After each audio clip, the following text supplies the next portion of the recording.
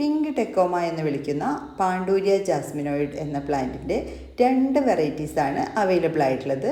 Normal ടൈപ്പും അതുപോലെ തന്നെ ലീഫിൽ വെരിഗേഷൻ വരുന്നതും. ഈ പ്ലാന്റ്സ് ശരിക്കും ഒരു ക്രീപ്പർ പ്ലാന്റ് ആണെങ്കിലും കൂടിയിട്ട് ഇതുപോലെ ചെറിയ പോട്ടിൽ വരെ നമുക്ക് വെട്ടി നിർത്തി കുറ്റിച്ചെടിയായി നിലനിർത്താനായിട്ട് സാധിക്കുന്നതാണ്.